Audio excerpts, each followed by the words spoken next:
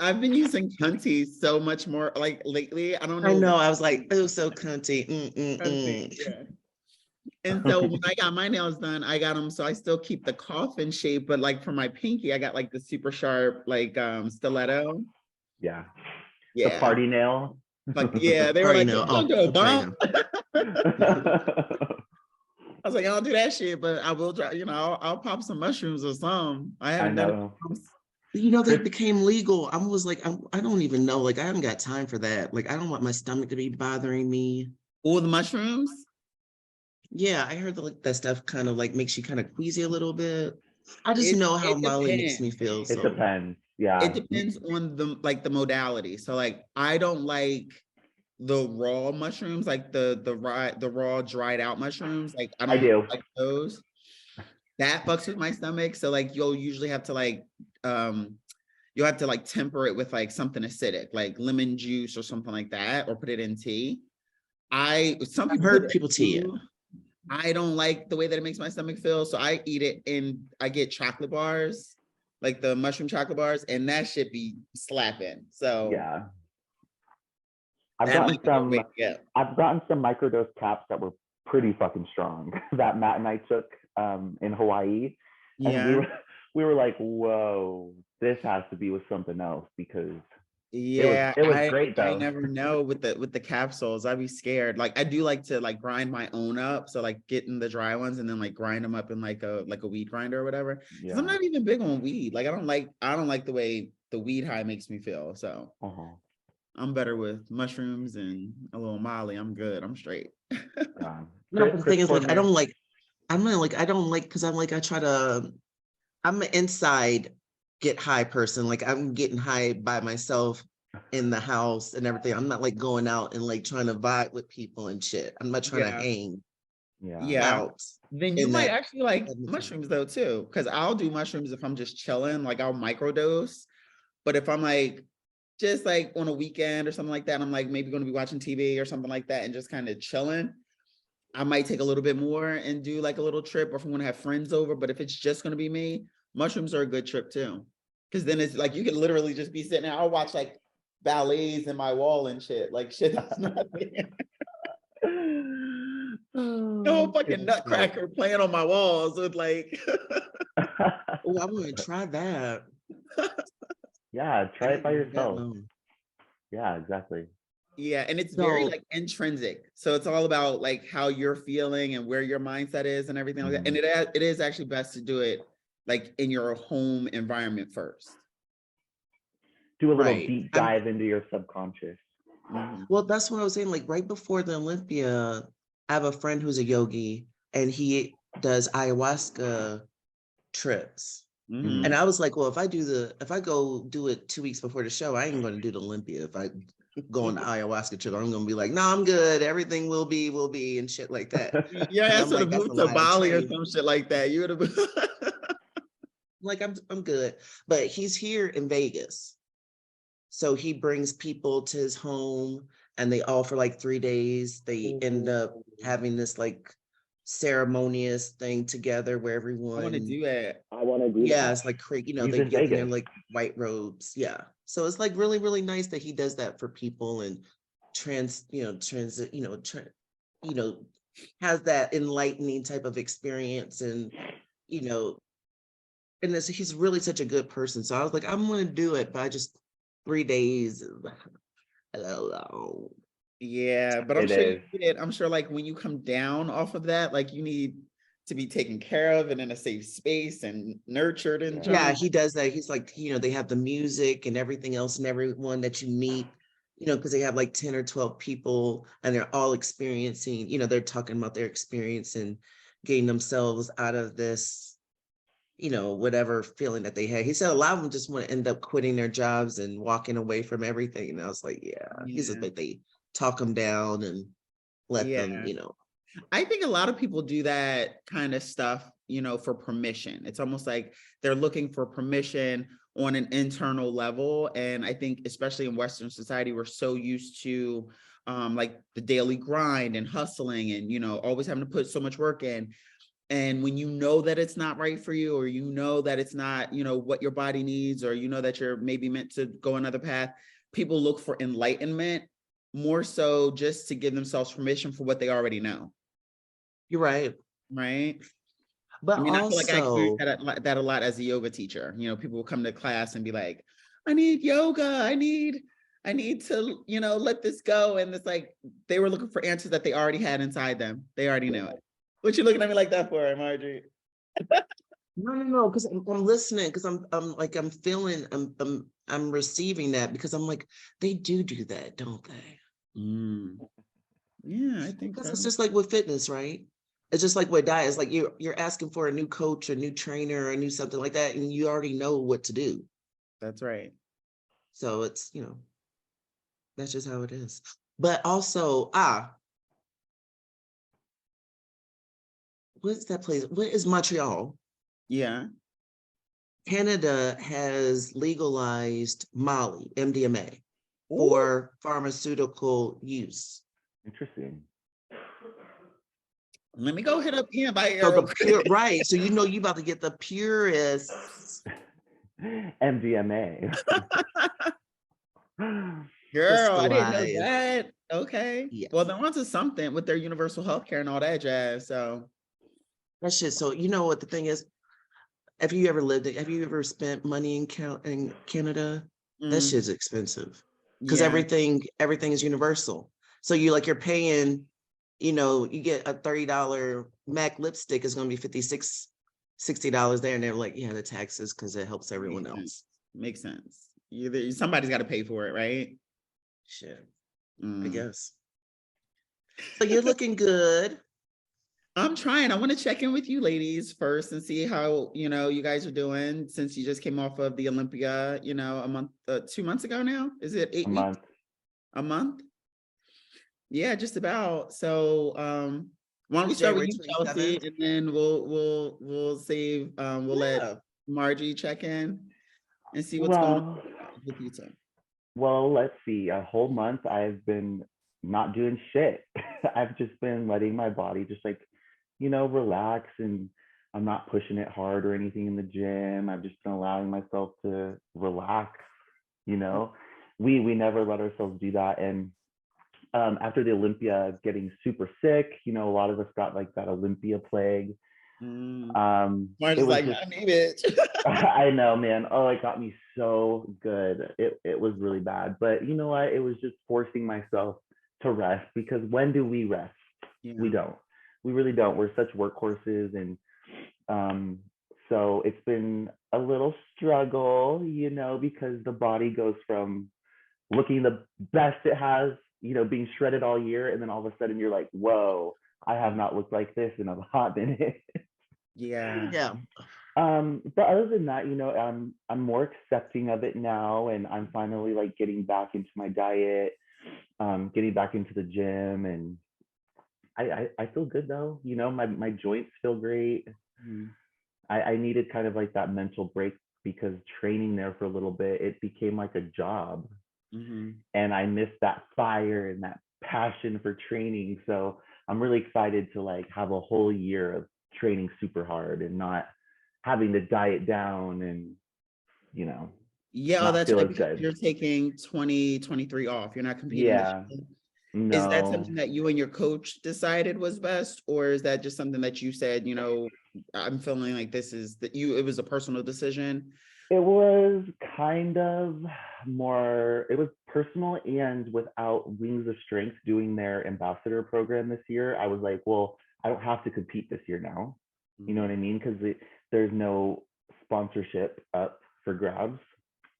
And so I was like, you know what, fuck it. Like, I know I need to take the time off. I know I need, you know, to improve and put some size on. So there's no need to rush it. Like, I need time off of the gear. I need time off of the dieting. So I just thought, you know what, fuck this year. Let's just focus on improving, and then come back 2024 ready to like do some damage, you know, show up improved, because I don't want to show up back on stage not improved.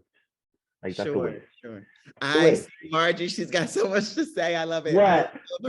First of all, what I need to there was a meme I was gonna send to Margie and a couple of my other girlfriends. It was like, I cannot be held responsible for what my face says out loud. Like yeah. My face still making moves. Like I got Botox. So I'm like, I thought my face was not making honey, anything. I was just you cannot silence those eyes, you cannot silence those dimples. I got Botox, so I'm like, things shouldn't be moving at all. Damn. Margie, I love it. When I went and got a facial the other day, you were getting a facial as well. I was getting my RF. That's right. Okay. You guys are both there. You're both in Vegas. Yeah. Are you guys like close to each other? We're both in the same. We go to the same place, and this has been probably like 3 times now where you've been there and I've been there, or you had just left and I was just getting there or something. Yeah, I got the little RF treatment like a week ago, last Thursday. Yeah. And then Tuesday I got my under eye filled and got a little my little lip indentations and some Botox. Just a little refresh after my birthday's, in 2 weeks. So, I have to make sure for the 44. Wait, does that make you an Aquarius? Yes. You can't tell. I am not surprised. It is year of the Aquarius, right? Yeah. Yeah. I don't know. The thing is, I just don't know. The only reason why I feel that we're not men bodybuilders. Mm-hmm. If you want to take time off for your sanity, for you to be able to get a little bit more of a understanding about how your body needs to operate outside of competing, then fine, because I did that. You have to know and relax your body and be able to train just to train, not train to compete. So I understand that, but thinking that you're going to hold mass, you need so much mass to compete, and then 2024, you're going to come on stage. The smallest ones can win, right? Yeah. It's not about the size or anything. You have a beautiful and much needed presence for women's bodybuilding that if they just keep going in the direction that they're going, it's just going to be a whole bunch of chemical competitors. Yeah. And it's just going to be chemically fueled, and it's not going to be about looking like the trophies anymore. Now they're just going to give you these little medallions, and then like, what is the beauty of bodybuilding, right? And you have to be able to say, bitch, if you need some time off, take some time off. But a lot thinking that there's going to be a difference or a change in perspective from your 23, 24, you're just going to miss out on the opportunity of getting your name out there and putting a stamp on it, right? Mm-hmm. You are already who you are. You can get an invite anyway. Do you see what I'm saying? You've already proven that you're a champion. Yeah. Very true. You got to get out of that mindset and thinking that there's this, okay, I'm waiting my turn. No, bitch, it's time now. Yeah.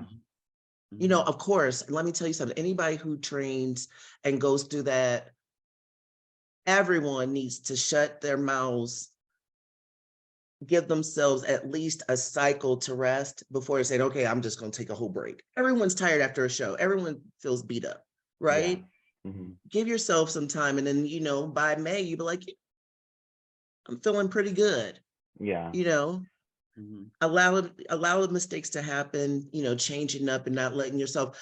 But, I would have told you should have rested. I would have told you should have took a nap. I would told you that, everyone wants to feel super hardcore, like they're training 3 a.m., 9 a.m., 12 a.m. I'm doing it, all this. And your body is like, bitch, please. Mm-hmm.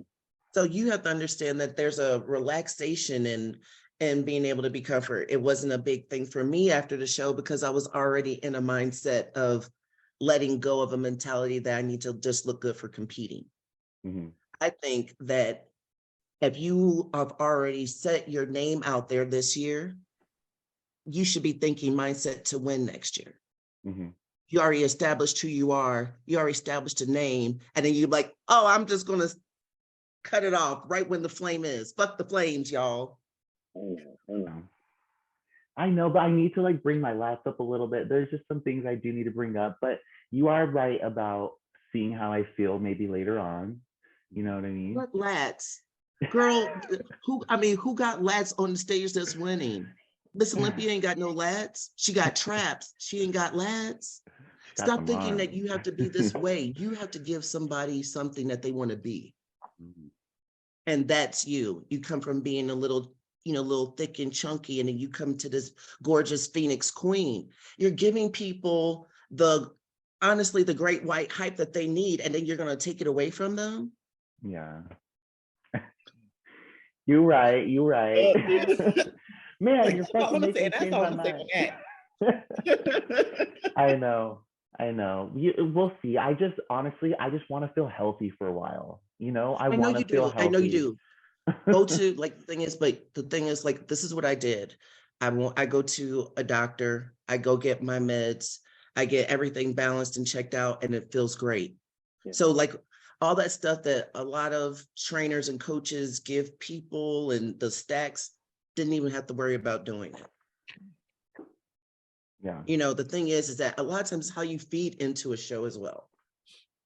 If you want bigger lats, it don't take a fucking year to develop them. It takes a person who knows how to train back to help you train it. That's it. Yeah. You're talking about what you need, and people who are missing the whole body parts are winning. Like, come on now. Like, it ain't the prettiest physique. You already have a beautiful physique, but what you need is, you need to fucking get on this run, bitch, and freaking get this C-bum goddamn money. Yeah. And that requires you to fucking vag the fuck up, rest, relax, stop worrying about what people think on the goddamn internet and fucking Instagram, and show the fuck up for yourself. Yeah. I'm sorry, girl. Let me this, but you should have came to me before this conversation. Wait, did you time out? Did you say vag the fuck up? She did. She did.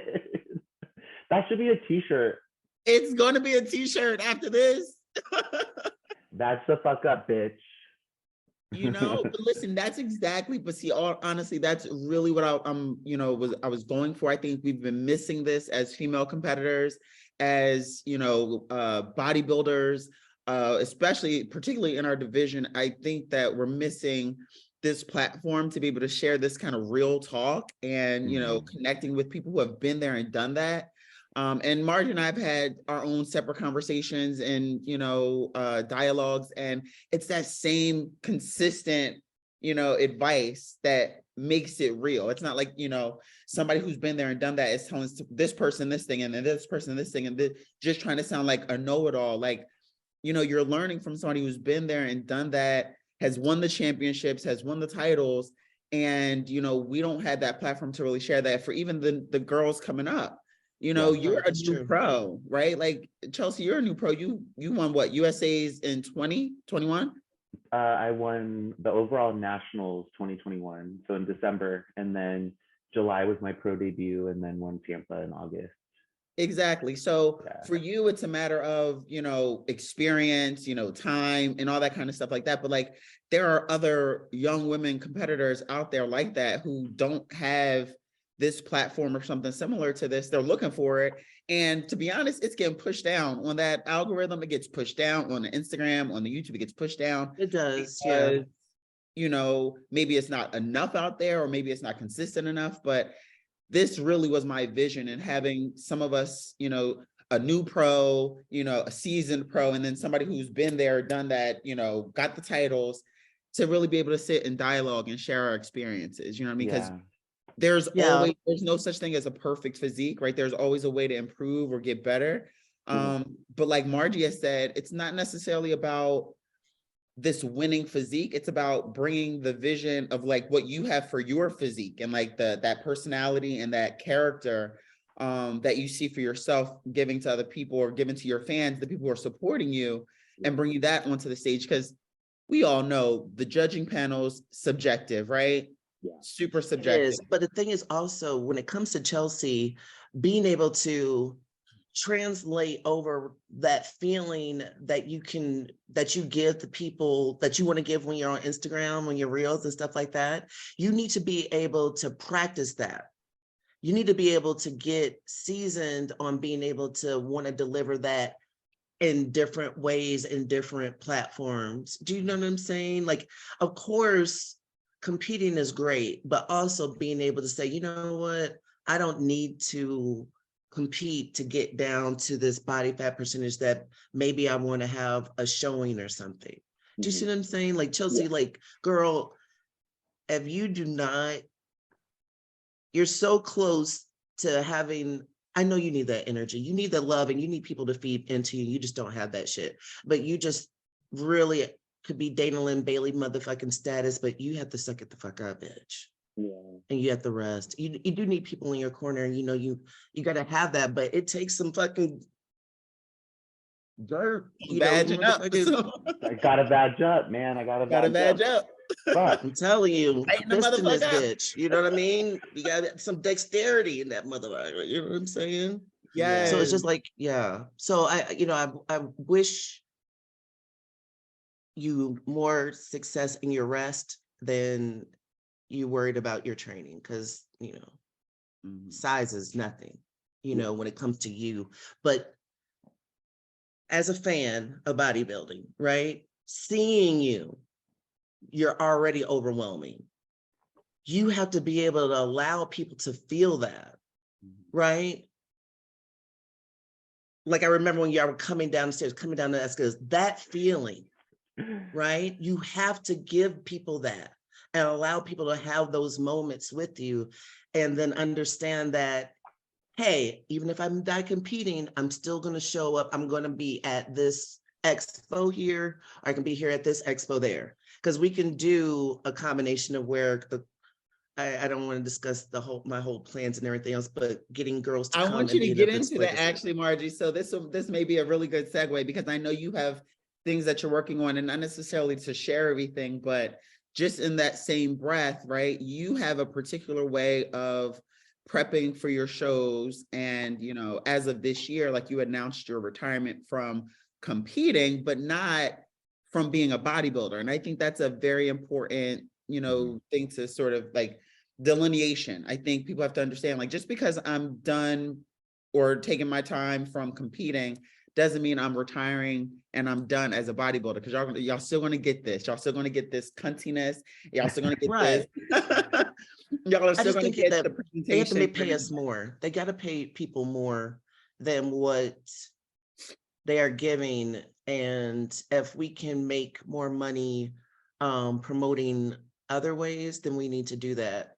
And I don't know if we have to focus on, like, the shows, and taking breaks and everything else is great. But honestly, we have to have more opportunity to capitalize on our physiques during those times. And you can't do that in the fucking winter. Nobody wants to go out and do 10, 20 fucking photo shoots in 30 to 50 fucking degree weather. And you're taking the money from us. They complain about how many competitors there are and how much they have to spend on each competitor for this show, but you're not even summertime. Our bodies will respond better. They look better, but then we can capitalize during the whole season. You can't do that shit with a winter fucking show. But get the fuck out of here with that shit. Like, a winter show. Listen, I had one photo shoot out in the desert in the freezing cold. I will never do that again. My nose was froze, my toes were froze, my nipples were froze. I'm like, I'm done. I sucked it up. Season bitch getting sick. You're talking about, come on now. All those people got sick. I'm so glad I was in my house fucking chill the fuck out. Yeah. So what is your approach generally when you're getting ready for a show? And then I find that you keep a certain physique throughout the year. Like, I feel like for you, Margie, it could be the drop of a dime. I feel like you get ready really quickly. So do you typically like to practice, like, staying within a certain range of, like, your, like, in-season shape, or your ideal physique shape? Or how do you go about, like, setting up your year, or just like how you schedule things and like have your body ready? Yeah, I think it's just the diet. I stay closer to a cleaner diet. So it's just like there's a certain time, like around February, I do I completely, well, first of all, after shows, I completely come off everything. And I found out that that was kind of like a bad thing for me. So I ended up going to a doctor and getting my blood work stuff done and getting prescribed test. And I found out like just a little amount of test, and then I prescribed pregnenolone, a lot of other vitamin D, niacin, things for the heart, you know, and there's other things that I take. So once that everything was balanced, so like kind of doing crazy things like prescription, like PCT. Yeah, everything. Yeah. So having it prescribed compared to getting stuff from, you know, the black market and everything else completely changed the game for me. I had my stuff prescribed this year too, and it was completely different. Okay. You can feel it, like less is more, right? Yeah, less is more for sure. I am getting my blood work done here in a few days. And I'm supposed to be prescribed test as well, but I didn't want to try to do it during prep and stuff. So I'm excited to get my hormones all balanced, because my test levels were at 16. Like that is nothing. I love when people are commenting on my shit and they're like, oh my God, all the tests she must have taken so much tests. I'm like, dude, my test is literally 0 almost. Right. It's fucking wrong. Right. So it does make such a difference when your hormones are all level, how they're supposed to be. Your body just wants to function correctly. Plain and simple. Right. It does. And it feels good. You know, everything just felt great. So just like everything just felt less hectic. I think the biggest thing that changed from me this time was like I wasn't stressed out with having kids and everything else, and having, to establish empty house, having to worry about other people. And it was really nice. So it was just like, I went on a cruise. I just was chilling and living my best life. And so it's just like I was getting ready for championships, having a 14-hour job that was hectic and getting up at crazy hours. I said, so why can't I do it the other way and leisurely? Right. And happy and looking good and feeling good. And, so it was, but I would tell you aging in reverse is what I say. I saw some of your recent posts, and I'm just like, whatever water you're drinking, send some over here to the East Coast, because you're aging in reverse. Like, what is the secret? Money, bitch. Hello, you can send some of that my way too. Shit, while we're talking. Right, but that's just the saying. It's like you just have to, when we compete, our faces get so good. Number one, Sheena, you have one of the most beautiful motherfucking diet faces ever. Period. Period. You do. Like, it makes me sick how gorgeous you are naturally, without just like, oh, I'm up, and I was like, but that's just how it is. You have one of the most beautiful diet faces. I just don't. I get very sunk in. It was like very nasty for me. I will look great. I can't wait to do a before and after of from all the work I do, if I didn't do the work, if I didn't get the work done. Yeah. I mean, you see how much better Halle looks, Gina looks, everybody putting that money back in their face. Yeah. They went to Mexico and had a full transformation. Yeah, girl. And I think, why not? Like, I don't think that it needs to be so taboo. I don't think people have to be like ashamed of it, especially if you're getting it done where it's like just putting back in or reinvesting what lost, drawn out from all of the over dieting, the over stressing, all of the training. Like, as women, you're going to lose a lot of those feminine features because of the fullness of the face, the lacking of the fullness of the face over a significant period of time. And people don't call it manly, but you lose your period for 9-10 months out of the year, and then come and holler at me and see what's up. You know what I mean? Like, things are going to change. So we need to be willing to put that back. When we're willing to risk so much, then you have to be willing to put that back. I don't mind it. Listen, y'all tell me where to go to get the fillers. I'll get a little filler. I'll get a little Botox. Holla at your girl. I want to get a little Botox. Get a little. I think everything. I'm taking my son to get some. I'm taking him to get his Botox and everything else for his birthday and everything else, just to like, I've been getting him some RF treatments and stuff like that for his skin, Nice. you know, because he's, you know, those boys have that ugly People skin. might watch this and don't know what RF, what is that? For people That's radio frequency treatments where they go through a heated laser at this radio frequency, and they go through the skin, the different layers to clean up, heat the things at the back, clear out the bacteria, and it causes your body to start building its own collagen up and everything else. It's great. I mean, obviously. So that's the secret. Okay. It does look good. Now I've heard of the PCP, which I did a treatment of PCP where they like, what do they call it? The vampire facial or whatever. And they like do all the sticks, they make you bleed, and then they draw your own blood, right? Yeah. And then they centrifuge it, and then they separate it. So then you get all that gold plasma. Yeah, the plasma. And then they like basically prick your face all over and then rub your face. Rub it all in. Mm-hmm. Girl, I ain't got no complaints. I mean, I think it was like 3 treatments in the package. And it was like during the summertime. So I was like, I think I saw the most benefit out of it then. Also because like, you know, your face is exposed a little bit more in the sun. And then, you know, you do like the UV, but I didn't have to wear so much makeup. I feel like my makeup treatment or my makeup routine has been impacted by it because I don't have to wear so much. And like just the little pores that get, you know, from dieting, right? Your pores open and close and open and close. And then all of a sudden it's just a crater. And I'm like, what is that? Oh yeah, girl.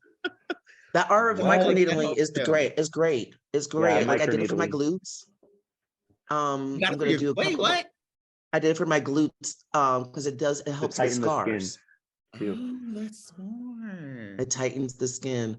So I'm gonna do that again, probably like after my birthday, because it does kind of like, I did it like right before the Olympia, like a month before the Olympia, just to help with the scarring, and it did. Like scarring and the texture felt so much better. But you know, I'm an old woman, so I need that help back there. I know one of my girlfriend's here, and I'm like, she's getting into wellness, and I'm like, I fucking hate this bitch. Like her glutes, her skin is just so tight.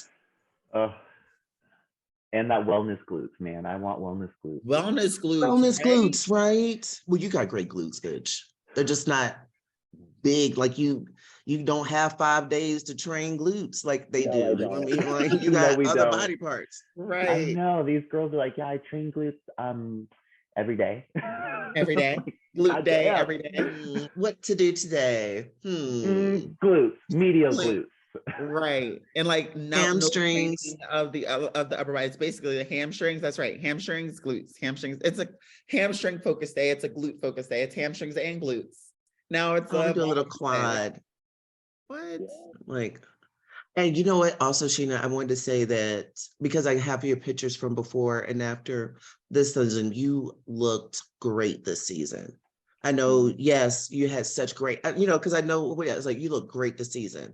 I know you got a little tired and a little, you know, tramped on during the season, but keeping with your first show and compared to with your last show of when you won, huge changes. You look so good. I was very commending the changes you made. Yeah, I appreciate that. I think I definitely appreciate this year, you know, for obviously all of the lessons that I learned just in managing and navigating, picking shows, prepping for shows, like figuring out, you know, the best way to do it that makes the most sense for your body. But I liked the package that I brought this year, especially at Chicago, especially at Tampa.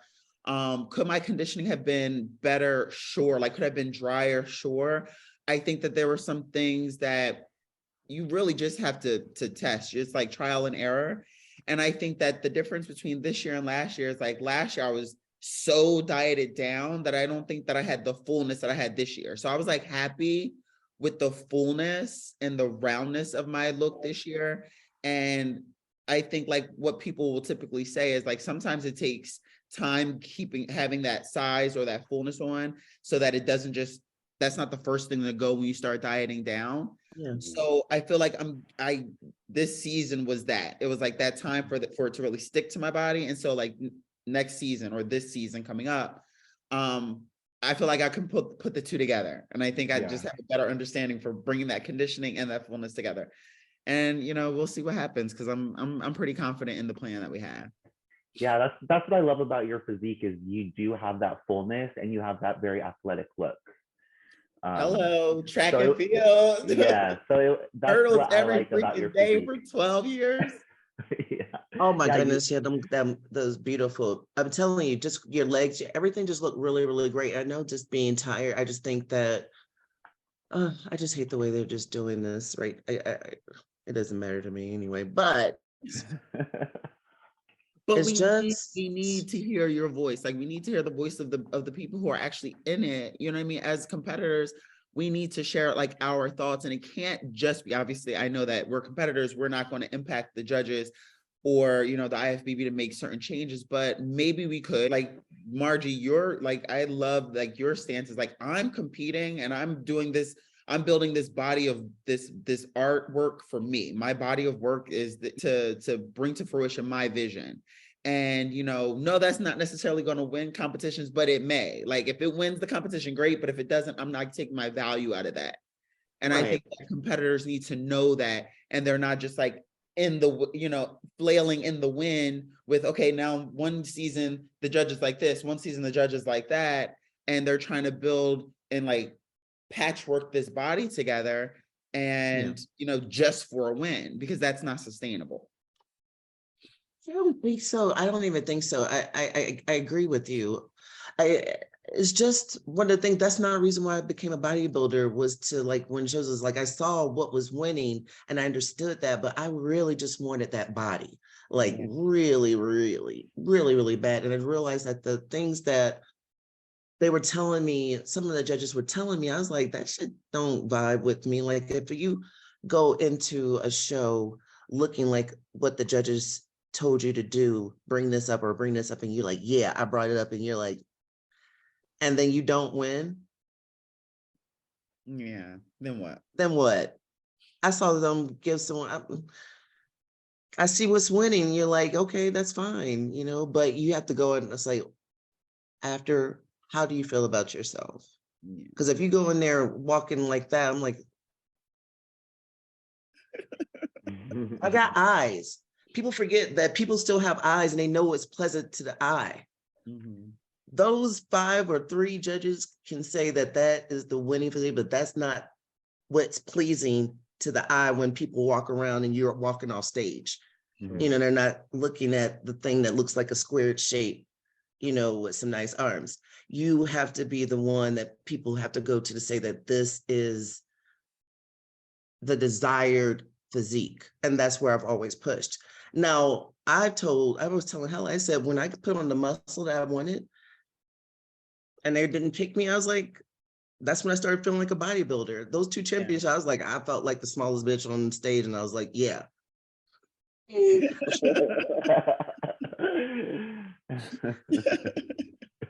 And you still win, you're like, okay. So what's that really tell you? Right. Right. And then when I came up in that motherfucker knowing, like, shoot, bam, you know, like, yeah, like the first time I was like, yeah, motherfucker, I'm about to Kai Green this motherfucker. Took a year off, like, and then you're like, oh, okay, the person's missing a whole body part. Okay, cool. And you're like, you're fine. Yeah. Because that's I think that's a big thing that we have to discuss, right? It's like, I don't want to say necessarily have to discuss, but I think bodybuilders, people who are looking to get into competition, they have to understand that, right? Like, you can't get your value and whether or not you are successful in this prep from the way that you place. Because like you just said, you could bring a whole body part up based off of what the judges said and still not win. Like, people have to understand that you could come in here, be your 150% best self, best physique ever. Let's come wreck this, snatch edges, all that in the third, and still walk away third place, fourth place, fifth place. And it's like, yeah, I mean, like, them motherfuckers, I mean, them girls was bringing it. Like, you can just see when people are bringing it and everything else, you like, you gotta be happy. I said, before you get on stage, are you happy with your physique? Yeah. If you're happy with that motherfucker and you know that you're bringing it, like, cause I have videos, like all those girls going to Olympia. I'm like, them motherfuckers bad. You could have picked any motherfucking one of them goddamn people for any fucking reason. Any reason. You could have been like, picked up, boom. I've been like, ooh. And then you'd have been fine. I just think that it's just when you're doing it for something else other than the absolute joy of changing your body into something magnificent. Anything short of that, you're wasting your time. And they don't pay us enough. They're, like you said, there's not enough opportunities. They don't pay enough. They don't, like, we're not afforded the same opportunities that a lot of these guy bodybuilders and influencers are afforded. And I'm not saying that to put, as an excuse, but to make all the changes to our bodies that we really need to make, and to go to the extremes that we need to go to in order to do that, to walk away as a winner, to walk away with that title, they really don't give us enough credit, and they don't pay us enough. Like, there are 10 shows this year. 10 shows. I was about to ask. There's not very many. 10. And that's before the Olympia qualification cutoff. I think there's 2 more after that. But how many shows do y'all need though? That's once a month. Like, that's 1 competition a month. Right? That's a lot. I'm like, how many shows? That's a lot of shows. Like, I mean, I don't know, man. I'm not disenfranchised about it. I just think that there's just another way, and it requires a lot of sucking it up at first. When you're an artist, when you're doing all the shows, like dancer or whatever, people like we're doing right now, we all come together and we make something beautiful. We make something happen that make people want us, but they're not making people want us, paying us this menial amount. They're not making it. We have to make it for ourselves. So we need those other avenues, but I mean, like, a bitch can be a bodybuilder, OnlyFans bodybuilder, and be just fucking fine, and be like, I'm going to the Olympia, I'll see you guys at this booth, and not step on the goddamn stage again and make 7 figures. So why worry about? Just got into OnlyFans to that point. Like, I know, Chelsea, you have an account, and Margie, you're just building your account too. I've been on it since 2019. You've had one since 2019. And I remember a conversation, like, when I decided to do it, I was like, for everything that we post on social media, right? Facebook, Instagram, all that kind of stuff, the same sort of content that we post there, we can actually monetize. And I think that we have to take advantage of every opportunity to monetize our time. Right now, you might have a specific audience that goes to your OnlyFans. You may have a specific audience that you do your subscriptions for on Instagram. But I think people have to be willing to really explore these avenues and build and monetize off of this, because we don't have, as many opportunities. So, like, why not take advantage of, we're already putting the time into social media already. Hello. Yeah. Well, but the thing is that y'all keep letting these people pay y'all these little menial amounts of dollars for your pictures, because they give you an hour's worth of photos, and then they end up selling them for the rest of your fucking life, and you don't get any money after that. But you're like, oh, let's take these pictures, and you have to be get under some real contracts.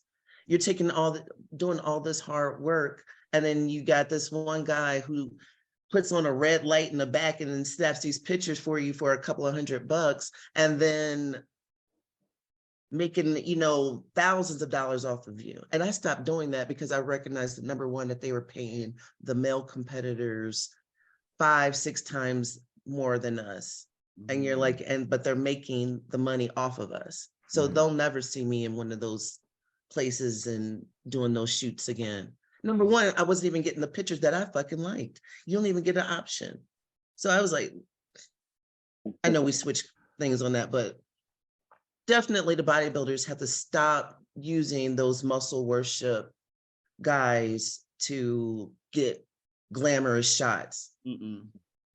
Because it's gotta stop. They're 2 different visions. And, like, to your point, right? You're not getting the shots that you want, right? So you have to be in control of your physique, of the vision that you're projecting. And these photographers that have a certain idea in mind for the picture that they want to capture or the vision that they want to capture, they're only going after what they want, right?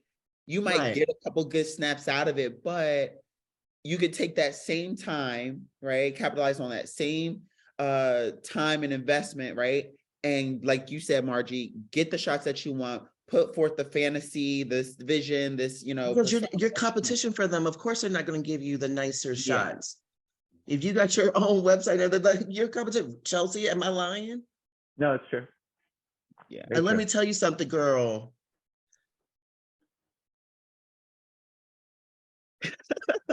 You should never let them, ever, never let them have anything from you again unless they're paying you in the amount of where it's going to be, you're going to get some royalties.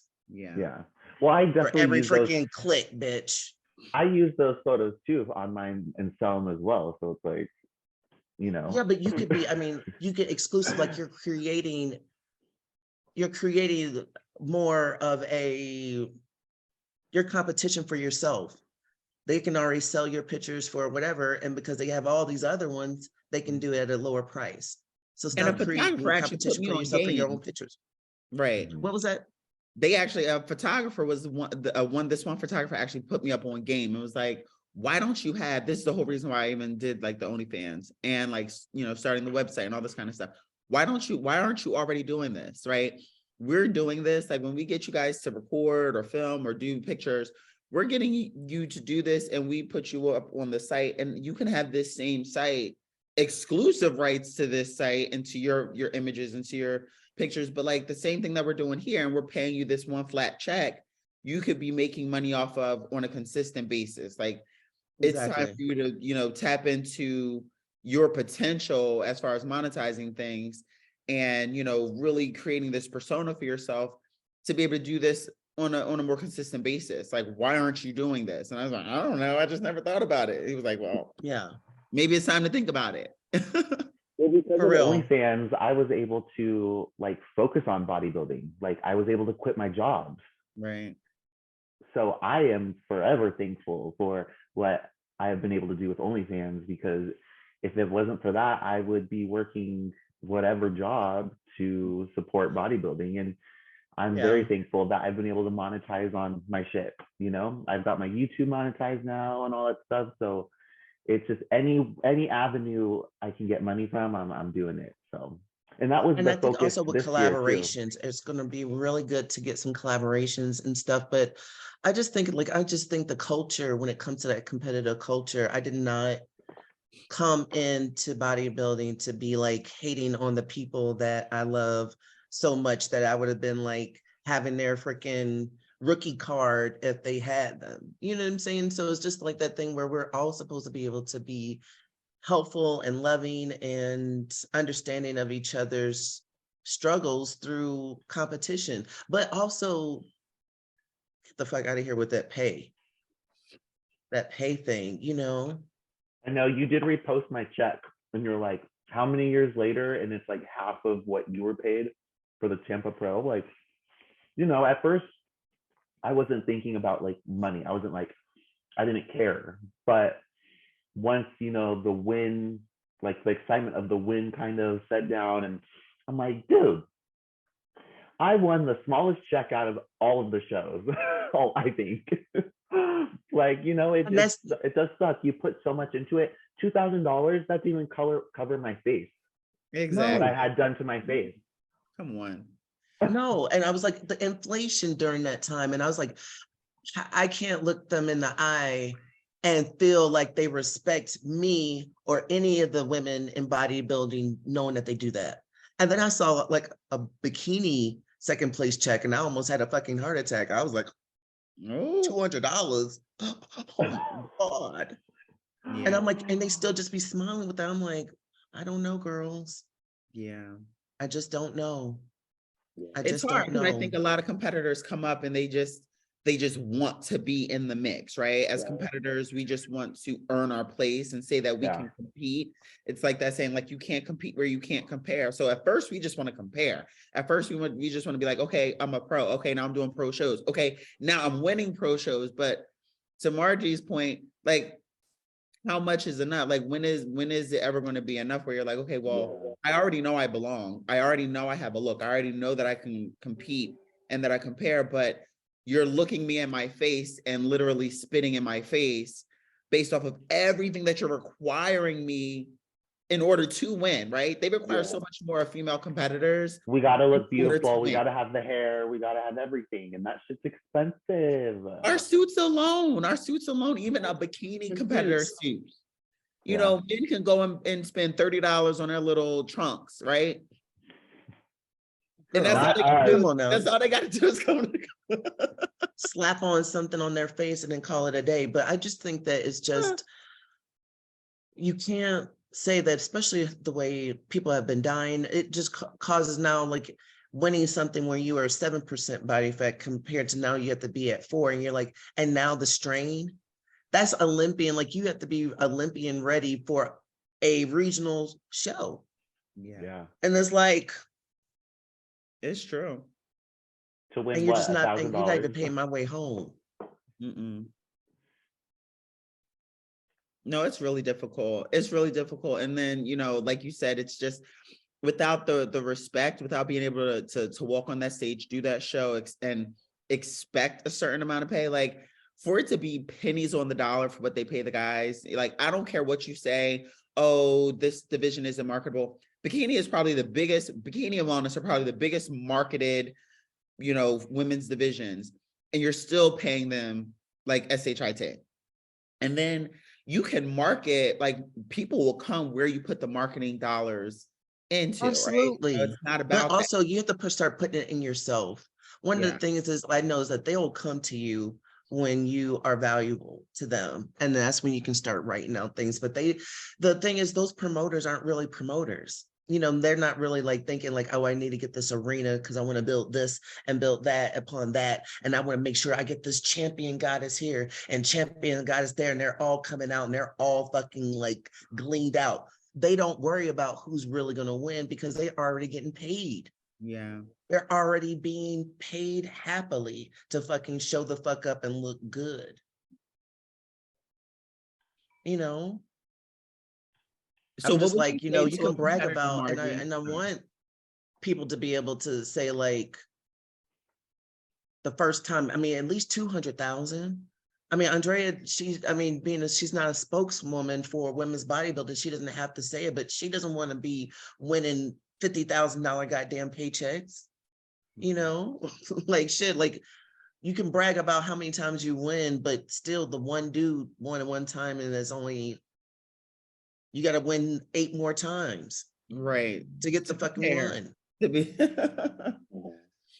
No, that's hard. That is a slap in the face, you know. So I do hope that more of us as competitors continue to branch out and diversify what we're offering and what we're marketing for ourselves. Creating platforms like this with the YouTubes, you know, really capitalizing on monetizing their social medias. I know that for the handful of bodybuilders that I talked to, when they learned that I had an OnlyFans, they were like, oh, you do that? Well, how does that work? It's like people want to look down on it, but then also they want to be like, well, how does it work actually? Yeah, if you want to get this money, go get this coin. Like, well, definitely I have you know, a media manager. So, you know. Yeah. And I think that that's smart, right? Because like our hands are already busy doing so many things, whether it's prepping or working or being parents, masturbating. I'm just saying. That's right up there with the most important too. Look. Self-care, bitch. I remember one of the first videos. Yourself, how is somebody else gonna love you, right? I remember one of the first videos I ever saw of Margie, and I was like, who is this bitch? You were doing your review on your sex machine. That was one of the first videos I'd ever seen of yours, and I'm like, I have to follow this woman because this is great. That's wild. But what I respect about that though, right? Because I think for women bodybuilders, there's an air of, you know, fetishization and, you know, over sexualization, and people put this like label, like it's one or the other, right? A lot of our fans or followers, exactly, on the spectrum, it's like either they really respect us and like what we're doing and they appreciate our bodies, or it's they have some sort of fetish with women muscle or some sort of attraction to it. And what I respect about, you know, Margie's approach is like, you're not doing this to cater to that audience. Like, you're embracing who you are and what you enjoy and your personality, and sort of coming into your own since being a mom, since being married, since being in the service, like since having all these experiences. And now you're really able to experience yourself and find yourself and also sort of bloom, and you're sharing that with people. It's not just for that one audience. Yeah, they can have it. But I mean, I'm glad that they enjoy it. They're not, I just think that I think it was Bette Midler thing, and I'm like, there's no take backs. This is the only life you have. There ain't shit else you can do. Once it's gone, it's gone. And then you worried about, like, I'm not gonna die worried about other people and what other people think and what they need from me. I'm like, there's not, this is the only life you have. This is it. This is it, bitch. What you gonna do? What about you, Chelsea? How do you feel like, you know, I guess what I like to call about I don't think that's like your way of being, but maybe just like your philosophy for, you know, navigating in this space as a bodybuilder, as a woman that isn't necessarily within the norms of regular culture, and you know, what the normal person would see as like a regular sized woman. Like, how do you navigate this space, and what keeps you sort of level-headed and grounded? Are you asking me? Yeah, Chelsea. Oh. Chelsea done got a couple into the bong. Wait, you got. Wait. So what keeps me level-headed? How do you navigate in this space as a female bodybuilder? Like your own life perspective. Like, what drives you? How do you stay level-headed? You know, what's your take on like your way of being? I guess I'm still navigating it. You know, I know that I help inspire other people in so many different ways. So all I'm trying to do is just be myself, do what I keep doing, and knowing that other people are watching, and if I inspire them, cool. If not, like, I'm inspiring myself. You know, just like Margie, who's come so far. You know, we've all like transformed, and I'm just trying to continue. I'm just trying to continue being a better person, you know, better human to other people, because that shows too. You know, the way you treat other competitors, other people see that, and you know, and that's really important to me, is how people see that I don't try to be like malicious. I try to be a friend to everybody. Like, you know, like, I'm just trying to be a good person. Yeah. Well, you know, the thing, I think, Chelsea, I think the best thing about it is that you are really going to be able to bloom this year after your rookie year is over and everything else. I really think that you are. I just think that you learn lessons. You're still standing, bitch. You know, and let me tell you something.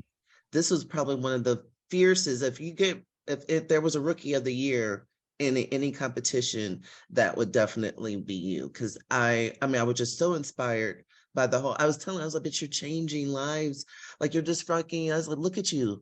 I said, look from where you were here and where you are now. I said, that's surreal for me to be able to even be present, to even smell you at that moment. Oh, I do have to share so other people can know. When Margie had mentioned when you were coming down the stairs, so at the Olympia 2021, I was with my girlfriend Amanda, and she's like, oh, we got to go find Margie. So we're going down to the Meet the Olympians, and I see Margie as we're going down the escalator. And I had not met Margie yet. And she's like, bitch, who are you? I watched you come down the escalator, and I thought, that is a female bodybuilder. And I, at the time, was still doing women's physique. Like, that was the plan, to do women's physique at nationals.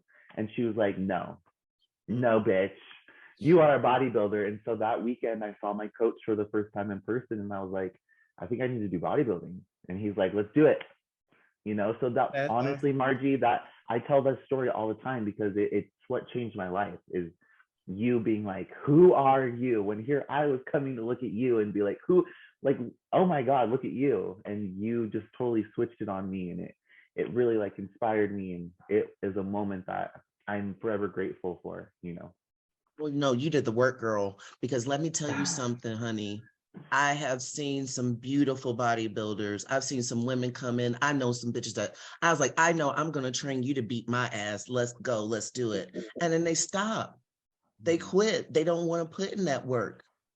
You know, they get a little bit of success and then they still have to go past that success and stay consistent. And it's really hard. So let me tell you something. A lot of people can be a bodybuilder. Ain't none of them bitches did the shit that you did and turn that shit around and said, I'm going to keep going. Cause that shit's hard. That it's 1 in billions. Okay. So you just have to understand that that's just, people don't do that normal. That's not a normal reaction. People just like, oh, okay. People don't take that and let it grow and let it bloom into an oak.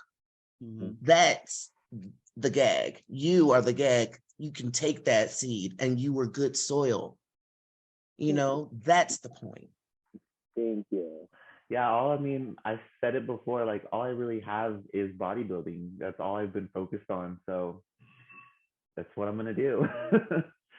Well, if there's one thing that you can pour into, many people don't find the thing, you know, a lot of people in this world don't find the thing that they're passionate about. They don't find the thing that they can pour into that makes them a better person or keeps them driven. And I think that we're lucky in that respect, that we found the thing that we're passionate about, or we found the thing that keeps us driven, and we can pour into it and we can continue to develop ourselves. We can use it to turn around our lives. You know, I know that it has its good times and its bad times, you know, it has its moments, but, you know, if you can use that in a positive light, you know, to continue to impact your life and others, to keep you driven, to keep you focused, a lot of people don't get that. And I think that we do have to, you know, sort of acknowledge that about our sport and about the thing that we love to do, because we are different than the average person or the average woman. And working 20-hour days, girl. Yeah. You were working 20-hour days. You were taking care of your mom. You're going back and forth. I mean, you're crazy. And to be able to look and to step on stage like, oh, it was nothing. Like, oh, this is fun. I know your schedule. And then I know the things that you also had to do. And I was like, none of that shit sounded fun to me at all. And you still did a marvelous job. And you have to be able to be commending yourself with that, because a lot of times people can be a little bit more leisure. Once people get to this level that you can be a little bit more leisure, and you still been. Yeah. I'm like, girl, bye. I'm tired. I'm exhausted looking at you. I'm tired for you, bitch. Go eat a burger and lay down. She has said that specifically to me. Go eat a burger. Go eat a burger. You know, it's just one of those things, like, you're just so close, but the stress of it needs to be the stress of the execution, not the stress of like you executing what you need for your body, and that's including rest. Yeah. You know, so it's fun, but you know, I think the impact is going to be phenomenal this year. Well, if you compete, Chelsea, it doesn't matter. But I think if you convincing me. Right. I'm a manifester naturally. But also listen to your, you know, fairy cunt mother. I know. You know, she was very cunt mother. I have listened to her advice before, obviously, and it worked out. So I'm gonna Everyone have to feels take that it way in. though. Everyone feels tired. Everyone feels crazy. You gotta, you know, I told you to stay away from the sugars because it's like cocaine to the brain. It's like crack, and that's why I stay away from it. And I told you, and like nobody wants to listen. I said, but that's the first thing people want to do. It gets that cocaine, and it's like it just transforms the whole cycle of being fucked up. And I had to go through it myself. Yeah. You got to learn the lesson. You can live the lesson. Sometimes you have to live it like that. But next time you're going to be like, hell no. Yeah, I'm not worth it. Listen, there have been some shows where I, you know, rebounded and it was like, girl put on 20 pounds in 4 days. And it's like, what were you doing? I'm sitting there eating bowls and bowls of cereal. Dude, me too. Sandwiches, like. Me too. PB&Js and cereal are like my shit. Oh, peanut butter and jelly is so, listen, people don't understand. With Cool Whip in the middle. That is in peanut butter. When you put peanut butter and jelly together, it just transforms into the purest, smoothest Coke. I'll take that type of cocaine any day. Right. No. I will sniff a peanut butter and jelly sandwich. I will like take that in through the nostril. But this year, like, thankfully I did have some time to really think about, you know, how my body was responding and, you know, what it was going through. And there was a time when it was just like, it just wasn't responding. It was like backfiring on me. It just felt like it was doing everything in reverse of what it should be doing, or opposite of what it should be doing. So I was able to take that and really like figure out, you know, once I was able to get into some really healthy, like hormonal levels, get my period back. You go 10 months without your period and you wonder why your body's not responding. Like you wonder why, like, you know, I don't worry about that. Like, I don't. So like I start anything, my period almost automatically comes off. Mm-hmm. If I'm on anything. Right. So then, okay, it's not even just that, right? So like now you're getting to a place. So now you're taking all of the variables out, right? All the chemical variables, all of the training variables, you know, still training to a moderate amount, still dieting to a moderate amount. But like, I was able to be realistic with myself and say, I can't go from one extreme to the other. And competitors have to understand this, right? You can't go from eating in a deficit or eating a specific type of diet all the way to the extreme opposite of ice cream and cakes and cookies and burgers. Maybe for that first week, you could kind of get away with being really flexible, but like for an extended period of time, week 2, you got to get back to, like, you got to ease your way back into even higher calories. Even if you're still eating clean, you can't just double your calories, triple your calories because you're hungry.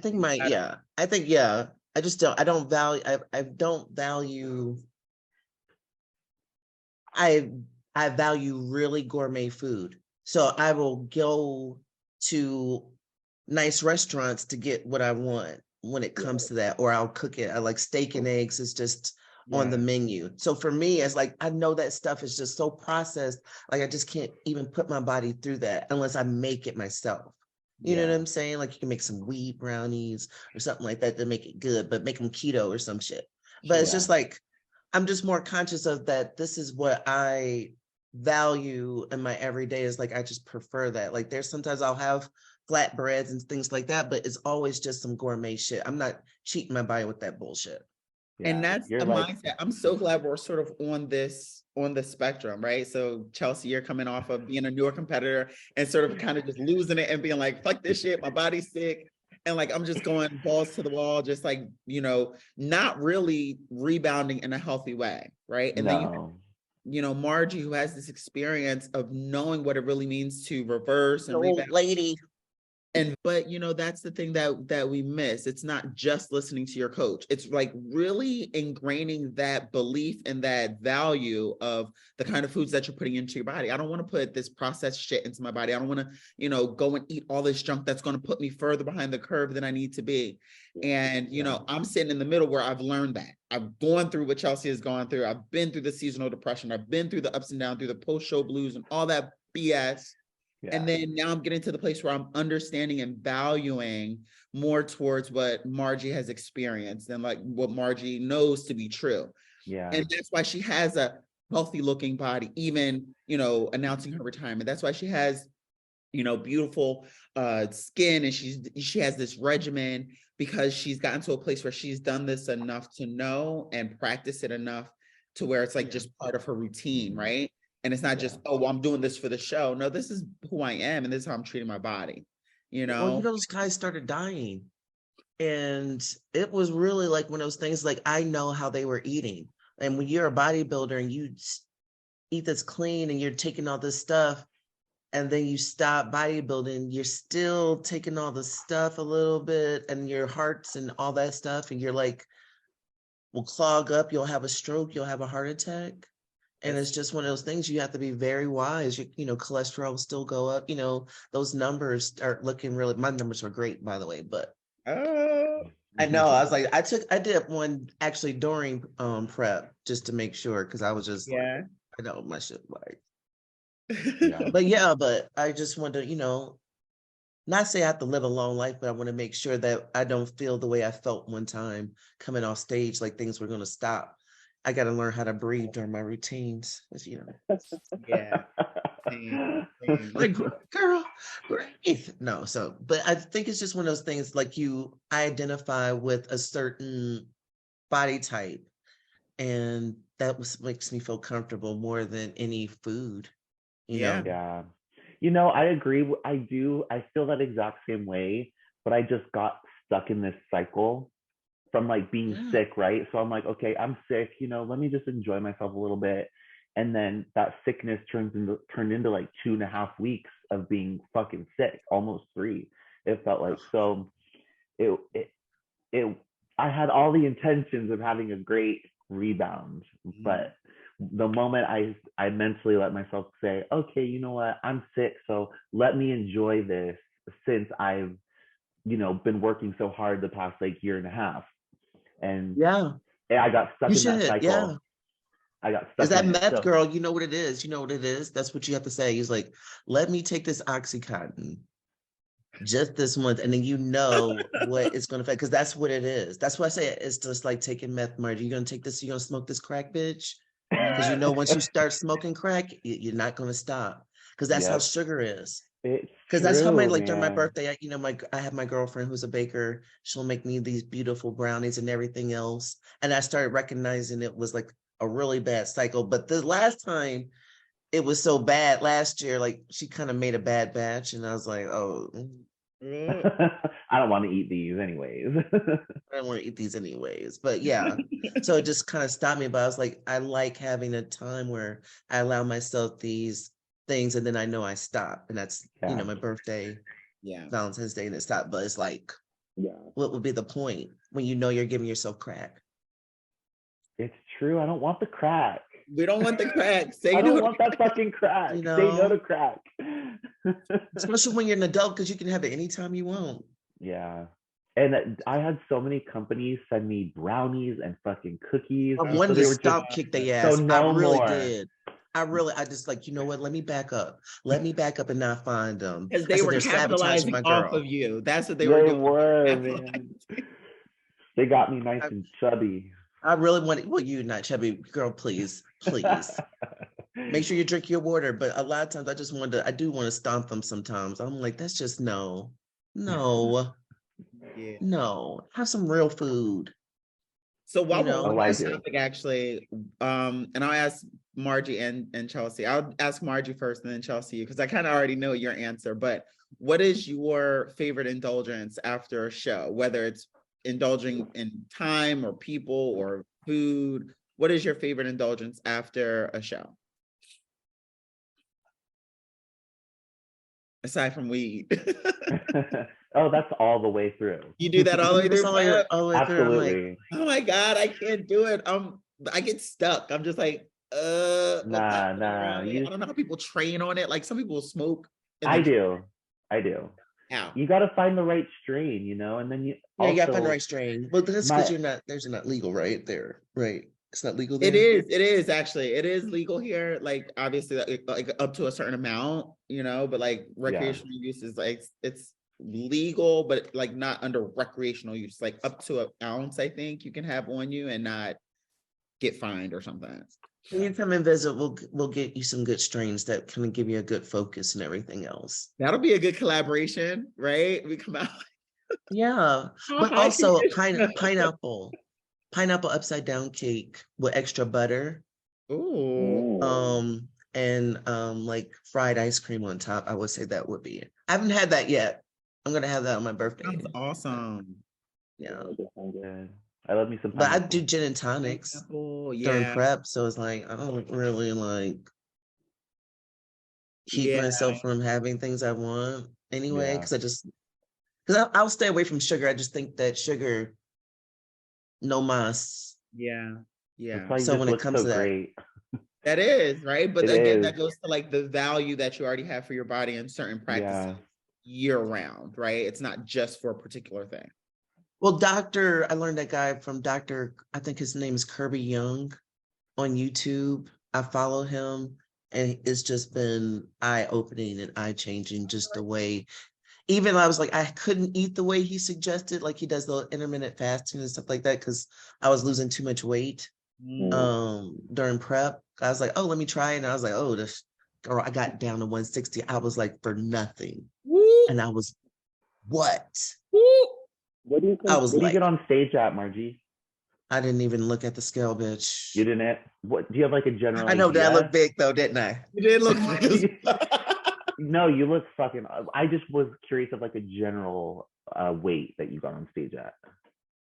I really honestly, I do want to say that I wanted to be 170 on stage. I really, really honestly did. That was the goal, was to be 170, but I doubt if I was probably like maybe 163, 162. Oh, wow. Okay. Yeah. Yeah. You know, I'm just being honest. Like, yeah, I was really like trying to like, oh no, Margie, don't drop, you know, keep going and keep pushing. But I was like, fuck, you know, but that is a big ass 163. You looked fucking for real. Yeah. Like I was like, I hate I don't look at the scale. Like you already know. Yeah. You know, I was just like right before, yeah.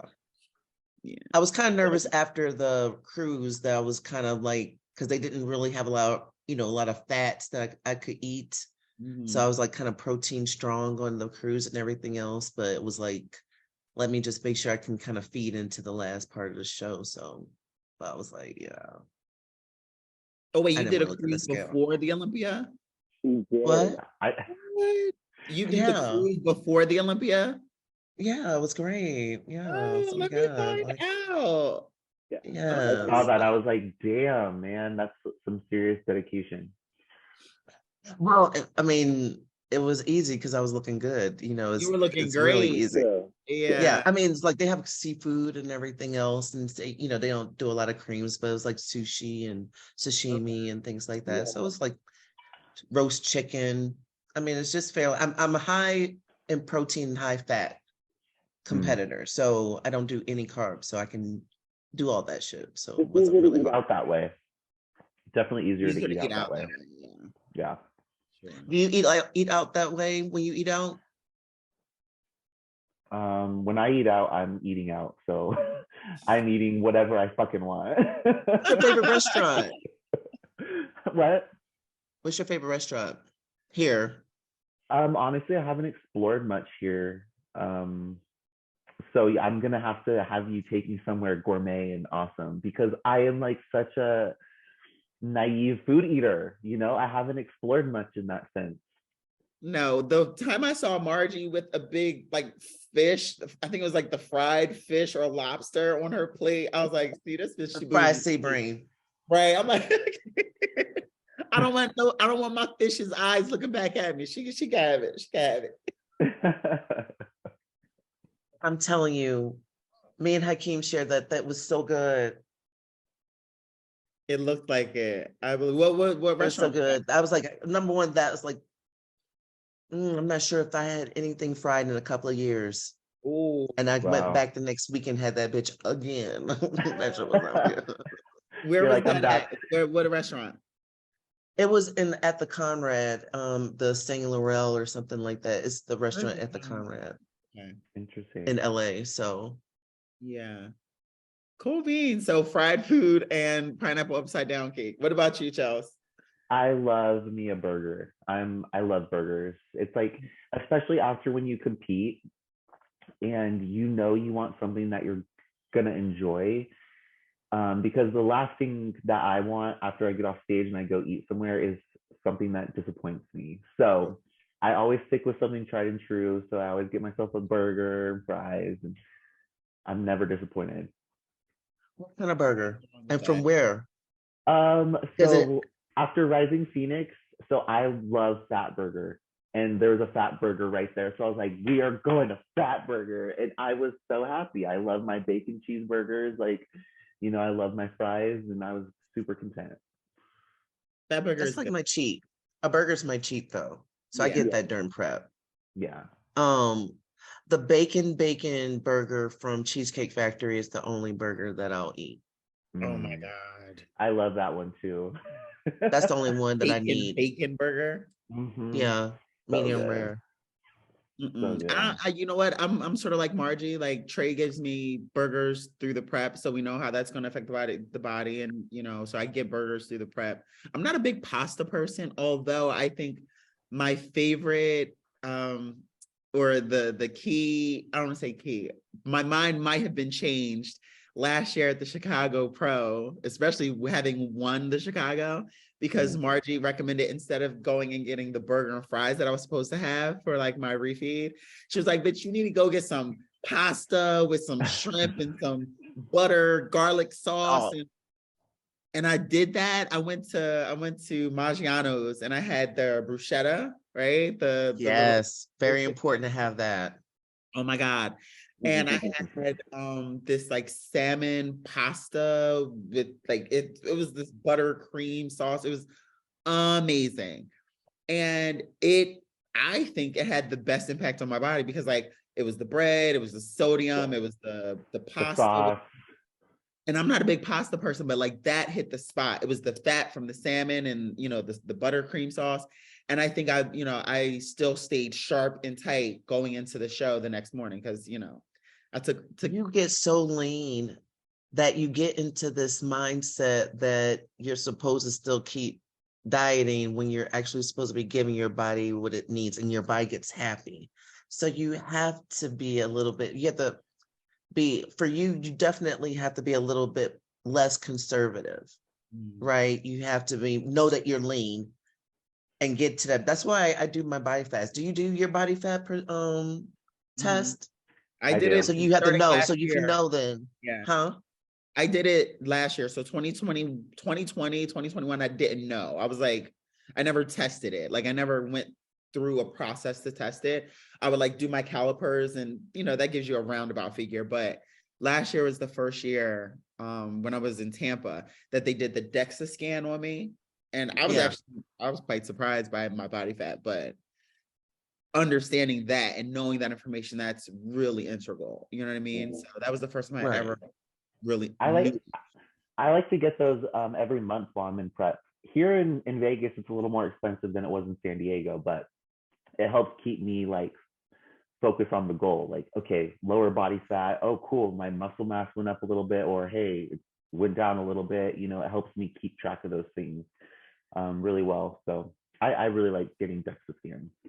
Yeah, I think it's important because you have, and also that's the reason why after you compete, that's why it's important to kind of measure. So I coach myself, so it's like I need to measure how the calories are coming back in and what my body looks like and where I messed up, because I was like, oh, just adding the extra calories before it didn't do it the same way as doing it dirty. Right. Like doing a dirty cheat is a different effect of that. And so you have to see exactly, but if you're just, you know, kind of mindlessly throwing things in, like, oh, I'm just gonna grab that. I'm like, no, bitch, I'm gonna eat this pineapple cake, and that shit was so fucking dry. I was so fucking pissed. There's nothing worse than that. Like having your mind and your mouth set on a food, and then it's like disappointing. I'll slap somebody. I just left it. I was like, oh. Yeah, that sucks. Yeah. See, that's why I go with chocolate. I feel like it's really hard to mess up like a chocolate. Like I'm a big chocolate person. Growing up, it was everything chocolate, everything decadent, everything super duper uber chocolate. And so like after a show, Maggiano's in particular, they have this like 5-layer chocolate cake with like it's like a chocolate like an Oreo crisp layer. Oh, I know what you're talking about. Yeah, I know what you're talking about. They got the like, yeah, I've seen that. Right. Every Maggiano's I've been to stinks. Like every time like someone comes in there and they use like a dirty mop or something to clean, it's like a smell, like those Italian restaurants, you know, like I walk in and like, why did they always hire someone who's never been beaten to clean before. I need somebody who had to be like abused I'm really sorry you had that to clean. Because that's horrible. You know what sour mop smells like in a restaurant? Yes. And then also with diners over here in Jersey, like you could go to almost any diner and get like fire food, like fire chocolate cake, fire shakes, fire fries. So those are the only two places that I can say off the top of my head have good chocolate cake. Maggiano's, and then there's this diner near me in Jersey, and their chocolate cake is so fire. Oh my God. That's homemade. Homemade. And they call it, no, check out what they call it. They call it Death by Chocolate. It's like an Oreo chocolate crust, and then like 4 or 5 layers of chocolate cake with chocolate mousse, chocolate icing, chocolate sprinkles, and then white chocolate drizzle. Oh, I love white chocolate everything. Death by Chocolate. I make a Death by Chocolate, but you use toffee, pudding, cake, Oreo, and whipped cream. But I don't never use the chocolate sprinkles. I don't like chocolate sprinkles. They taste like you know what, but not chocolate sprinkles. Like, you know how they do like the chocolate like curls, like the chocolate, they're like actual chocolate. Oh, shaves. Shaves. Yeah. But I mean, I do chocolate jimmies though too. Like that's the Jersey in me. We do jimmies. Like give me the chocolate jimmies on my ice cream. I'm straight. No, I have to see, because the thing is like I recognize it's so hard to compete and train in the colds, and y'all just be out there just. I'm like, every time I'm thinking about it, be 50 degrees out here, and I'm like, oh, I just feel so sorry for y'all. I'm like, y'all just champions in the snow. I'm like, I would have to have a gym at home, because there ain't no way I'm going out there. But you know what? I think that's what makes like Jersey such a hot spot for bodybuilders, is because we have like that grind and like that, just that like relentlessness, and like our gyms, the bodybuilding gyms, like you have Diamond Gym, you have Bev's Gym, you have all those gyms. Like that's more like in the Northeast, like that's near New York. I'm further south in South Jersey, so I'm closer to Philly. And our bodybuilding gyms here too, like we're making a name for ourselves because you have a lot of successful bodybuilders that come from here. And it's like, you have that like grind mentality. It's like that, you know, New York state of mind, that like Northeast state of mind. And when it's cold, it's cold. You know what I mean? Like, yeah, right y'all now, hardcore. It's like y'all got my respect outside, and I'm like, oh, I'm straight. Like I can deal with this. Like 50 degrees, we're still wearing shorts and junk. You know what I mean? But like when I was out in San Diego, I was like, oh, now I know what the right the attraction is. And the reason why, I miss San Diego. And our skin is better too. Yes. In the South and the West Coast, because we're naked, we're out more. The y'all East Coast people, I know that y'all skin look kind of, not you, Sheena, you just you're an enigma. You're just an exception to every rule when it comes to being a New Jersey girl. Yes, yeah. Tell me I more. know this Vegas dryness is not making my skin very happy. That's for sure. That's been something I have to get used to. Yeah. Ugh. I'm using some good serums. I'm using some real good serums now. We're gonna have to like drop your routine, your skincare routine, and Chelsea, you're gonna have to drop some of the things that make your prep bearable, like some of the things that you do to make like your prep bearable, or like just like in general in life as a competitor. What are the things that you do to kind of keep things sort of grounded and level, and then like fill back your cup? Like, how do you refill your cup? We're gonna have to drop that. Maybe I'll do that in the description, and I'll link you guys, or if you have any products or anything that you guys like swear by, maybe I can do that in the description, and we can share that with everybody who's watching and commenting and subscribing and following and sharing. Yeah. Oh my goodness. Oh, also Chelsea, I was thinking about, I was like, if you got to say one lesson that you've learned after this. Hey, y'all do that. I gotta run to the bathroom. My bladder. Yeah, go ahead. I really want to hear this, Chelsea. What did you learn, Chelsea? Today or after this season? So like, yeah, after the season, like if you could say, you could take anything and you can be like, Back to the Future, boom, boom, run to back 9 months from now or whatever when prep's up, and you could run to yourself and say 5 words, blah, blah, blah, blah, blah. I would say, bitch, you are better than what you even imagined. Because when I was like getting ready, so, doing nationals, I got lean, and that was like the leanest I'd ever gotten. But then once I started prepping for my pro debut, my body was just like, there was something different. And it was like, I had no idea what to expect once I got on the stage with the pros. Like, you know, I was getting kind of hyped up, and people were, you know, like Female Bodybuilding Channel was like talking about me a lot and stuff. And they talk about a lot of people, but they don't deliver a lot of these girls.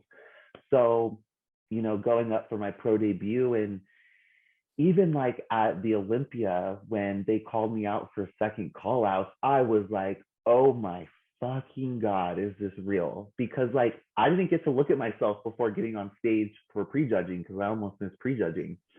And so it's still something in my head that it's like, wow, like you're here, and like you're not just like a bottom barrel competitor, like you're close to the top already.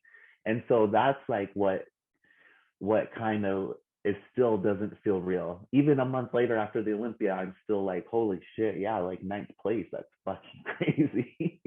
You know, so that's what I would tell myself, like, you're gonna be there, and there you're gonna have this thing about you, so just push harder, you know. Like it was amazing.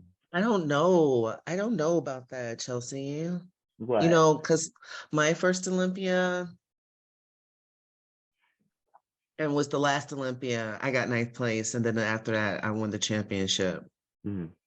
But if I would have quit, because I had did so many shows the year before, and I was like, just to get there and everything else, just to be tired, so we know how reset Margie my body. Year off, Chelsea. Going through a divorce and leaving my home and all that drama. But you're right. And you know what I did? You came back.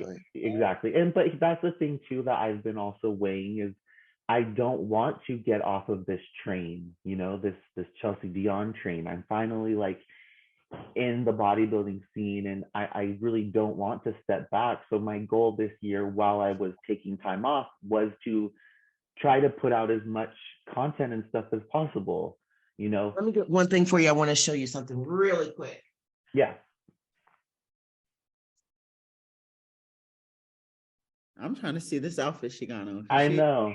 That long hair go down her back. Right. She's always put together. All right. So this thing right here, hold on. Adrenal. Yeah, Adrenal. Oh, okay. Are you taking this? I'm taking an adrenal cleanser or detox or reset or something right now. I take this every day, twice a day. Okay. Now, I also measure my cortisol levels once a week. But how do you do before that? I take these vessel tests. I'm taking notes get right all now. This shit. Let me just get everything. Just bring everything, Margie. Just bring everything. Adrenal. I'm taking notes. Me too. So, and I get these vessel test strips. Vessel test strips. Okay. So I've subscribed to them to test it. So it tests your magnesium, it tests all the things that you need, your ketones, your cortisol, your sodium, and all that. Because it was every time I was testing, I was like, no matter what I was doing, it was like sleep more, do more cardio and everything else. And I was like doing all that. It wasn't until I was taking this, it lowered. So I know a lot of times you want to feel calm, you want to feel a little bit cooler, get that. Okay. Along with that's going to be good for you. It's going to make a big difference, and then you'll be able to let your body respond. Yeah.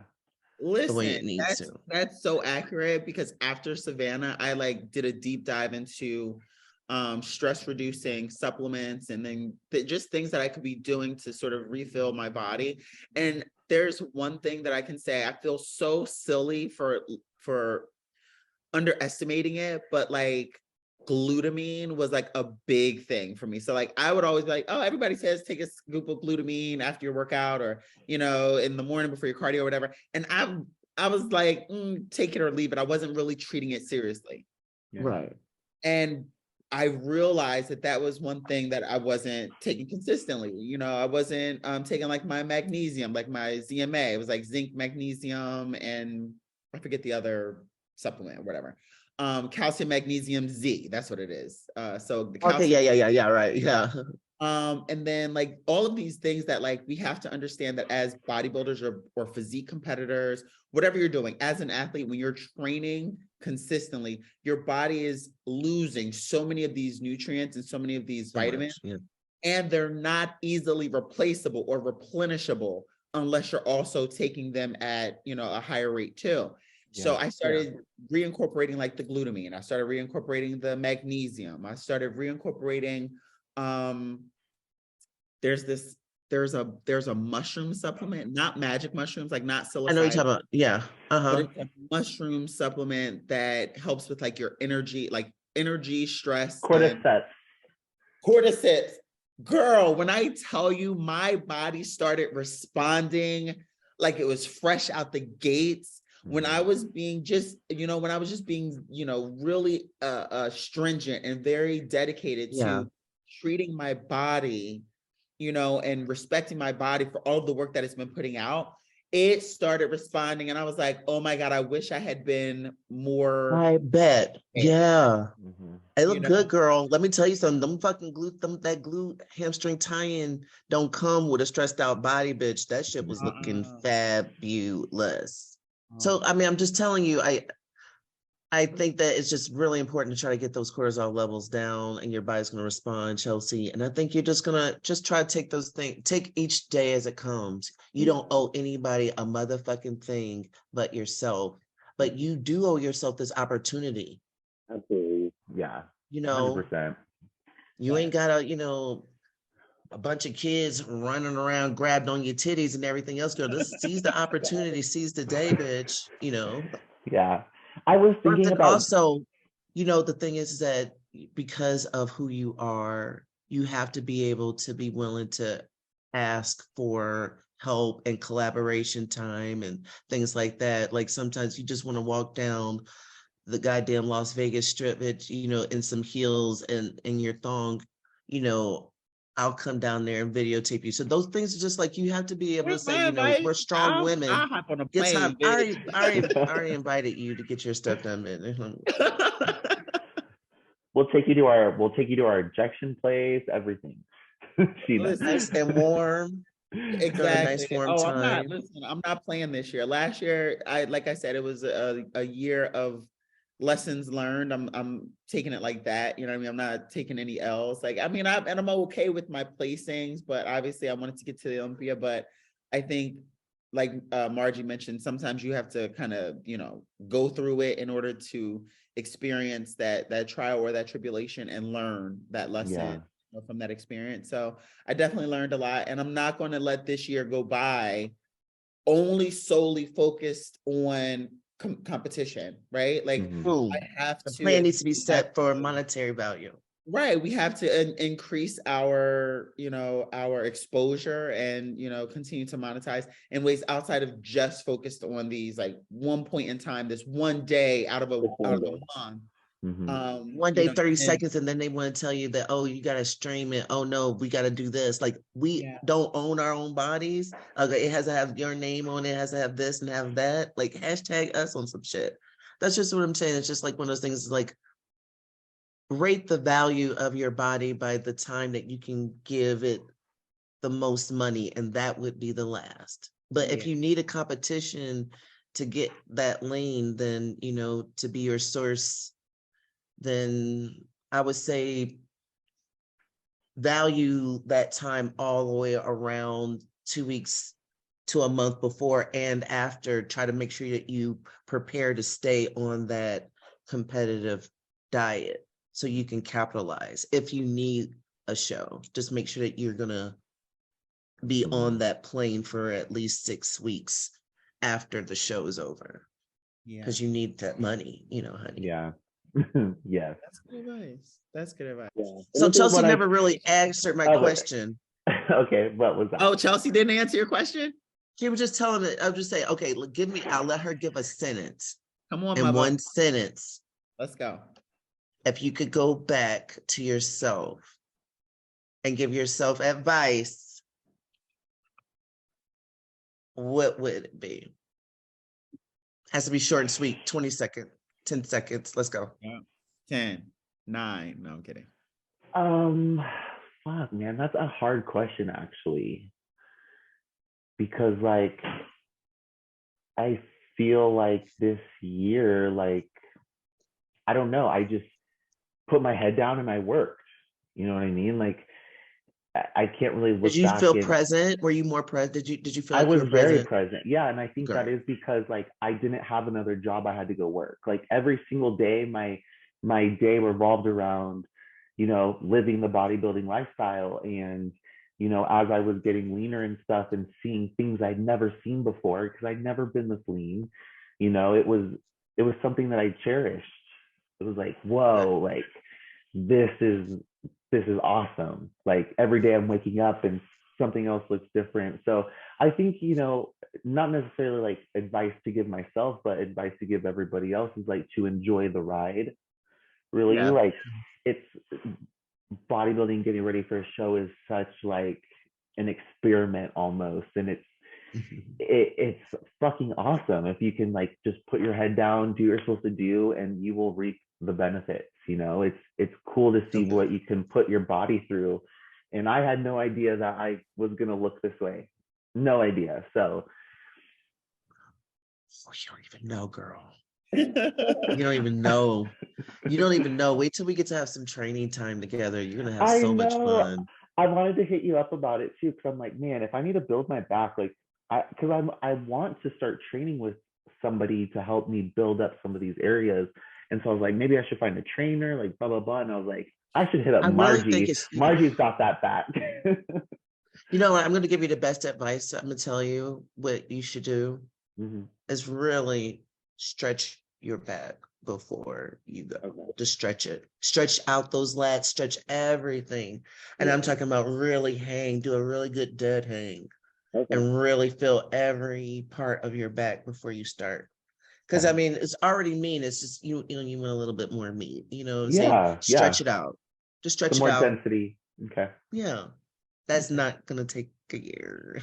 Okay, I know. You know, I was thinking about doing if I get my passport all figured out, I was thinking about doing like Romania, going out of the country and competing, because it's an adventure. But we'll see. I hate being that person for you. I hate being like, you should compete when I really don't have I just know. Okay. I'm like, I know I'll be able to brag huge, big bucks if you get there and keep striving for this trajectory. You don't just say, oh, I'm just going to dive off. Yeah. And there is something to be said about, you know, you put your body through all of that last year, and it was like, that was the first run, the first real pro run, like the dry run. And now how much more exaggerated your body is going to respond. Like you might not need, like Margie said, you don't need a whole year for those muscles to develop. The fact that you were able to take it to the extreme that you took it to, now when you start feeding it and resting it and training it more intently, like more intentionally, there's so much room for it to grow quickly in this period of time, because it's that experience of like dieting down, just grinding, and like, okay, now I'm just going to do, you know, keep my head down, grind. And now for you to love on it and feed it and train it intentionally, you know, you never know what it's, I know. I'm such you a know, big she went kind of silent. You went kind of silent the last couple of weeks of the show. And I was like, not with the same energy, like I was just coming off the cruise. And so I really could not be like, hey girl, how are you doing? Like, you know, like making sure that I was like, hey, we could do like a thing, but I just wanted to make sure, because I really could have been like, you need to still be pushing, bitch. Like, don't go silent, don't go into the night and think that there's no time for it and everything else. And I'm like, I'm pushing, I'm like in the 4 o'clock in the morning, I'm like, goddamn, I'm over this shit too. Like, well, going into, you know what I mean? Like, you're still gonna push. But now, you know, you don't have to worry about, you know, I can always be a good Judy and make sure, like, bitch, you know, track your ass down. And like, I'm like, and I know like everyone gets into that mode where they go deep into this, you know, place. And you're like, no, that's not where this is where you're going to shine. Yeah. It's the problem, time for you to shine. Getting ready for the Olympia, I just wasn't happy with how I was looking until about 2 weeks out. I was like, what the fuck, my body, like, because, you know, at Rising Phoenix, I wasn't there. I was 70% because we didn't want to peak for the Olympia. So as I was continuing to get ready for the Olympia, I did get silent. Wasn't putting out as much. I didn't do as many photo shoots as I wanted to, but I came just in time. You know. Let me tell you, I just want to put that out there. Yeah. That I was totally against you doing the Rising Phoenix. I know. I was too, but I had already, agreed to it. Be that as it may. Yeah. From the top 5 of the Olympia, 4 out of 5 of the women did not compete at the Rising Phoenix who placed. Because that show is just too much. It's just too close. And then you try to retract back to have a little bit of a break. Yeah. And then your body is like, no. It was hard. You know? That was a lesson learned. I mean, you talking about, because you can see, like, I've known being ripped to shreds. You could say every year that she was winning, she would be backstage with a cake or some pies and everything else. Her ass wasn't doing that shit this year, because that shit's hard. It ain't no fucking joke. Yeah. So, like, I just don't understand why they're doing it this close. Like, September was just fine. September was great. And you can find plenty of other places to do it. You're not thinking about the health of the competitors when you put it in the wintertime. You're not thinking about the fans who want to be able to have other things and pool parties. You're not thinking about the promoters, because there ain't shit else to do. Yeah. So it would be dusty in some club in a dark fucking place. So wait, so do you think it should be after the Olympia? The Rising Phoenix should be after the Olympia, or like mid-year before the Olympia, somewhere in between the Arnold and the Olympia? I think it should be, or at the same time as the Arnold, since we're not, if they do the Rising Phoenix like they would have it in August, then I think the Rising Phoenix would be fine with being in June or May. But saying that something where you're gonna be like, oh, let's do it 5 weeks, you're like, it's hard. It's hard. Yeah. Yeah. It's hard for one of the baddest motherfuckers alive. And I'm telling you, because I love her, but I know that Andrea is one of the baddest ones, and I'm like, even it was tough. Yeah. Yeah. You can sense. It was a lesson learned for sure. It is, like, and everybody else who's dropping out, you can't blame them guys for dropping out. Yeah. The Arnold, it's too close. Yeah. It's too damn close. And that's still 3 months, and because you still need that time to be able to be like, yeah, and make changes. If you're gonna have something close back to back, have the Rising Phoenix, have the Olympia, and then move out. Like, have it almost, at least at the most 2 weeks. Yeah, I was gonna say, if it was like 2 weeks apart, it'd be really good. But yeah, when you get into that 5 weeks, 6 weeks, 7 weeks, like when you get into that place where it's like, I could be rebounding right now, I could be reversing right now, but now you're making me push out 6-7 weeks. I think that's really difficult. Like, it's got to be either really close or really far. Like, especially should be after the Olympia. An invitational should be after, because it's like the invitational should be like something like it's supposed to be a showcase where everyone's supposed to be like having fun and being able to show off after the hard stuff is done. Right. You don't have an invitational before the Super Bowl. You have it. The joy should be after it, right? That's right. But Maggie, you should speak for us as the people. You need to be our athlete repreentative. Listen, to be honest, we really do need one of those. You know what I mean? Like, we come out there with a cast. Union representation. We should, we might have to have an offline discussion about how we can pull something like that together. It's easy to talk about that when you're like, when we're full and our bellies are full and we're happy and we're beautiful. Like, when you're representing women's bodybuilding, you're representing all of them. And those are the kind of whatnots that we have to deal with in that part, is that we got to market it somehow in some way. Yeah. we got to keep marketing. That's the thing. We got to keep putting our face out there. We got to keep putting content out. So doing stuff like this is awesome. Well, listen, ladies, I'm not going to hold you guys up much longer. I mean, we're 2 hours, to be honest, and I love it. The fact that we were able to get on here, and I didn't script anything. I didn't have any questions written out or anything. I just knew that we were going to vibe, and I think that we're going to bring a lot of good content to people. And I look forward to us getting together, you know, over the next coming weeks and months. Yeah, and to develop our friendship and you know, letting people along for the ride and letting people in. I do plan on having other, you know, like co-hosts in and rotating other people around, because I know our time is valuable. You know, you may not always be available, Margie, or you may not always be available, Chelsea. So I'm looking forward to us all sort of, you know, really jumping on this platform and making it our own and showing people who we are as women bodybuilders. This is us for real. And that's why I sort of, you know, kind of went in that. It's us for real. You know, it's real talk, real advice, real trials and tribulations. And, you know, we go through real stuff. So give me a month Chelsea, to get my new puppy. This is my new baby. That's your new baby. Yes. This is Scooby. That's adorable. I'm not a dog person. It's Brindle. Is it Brindle gray and black? Yeah. I love that. Yes. So I met a pit bull like 2 weekends ago, and I have like a phobia of dogs, you guys. Like I'm like really afraid of dogs. Like I can't do dogs. But I was in the gym, and this dog was like, I was surprised because like there was a dog in the gym, and his owner was there, and it wasn't a service dog either. It was an American bully, and it was a big ass dog.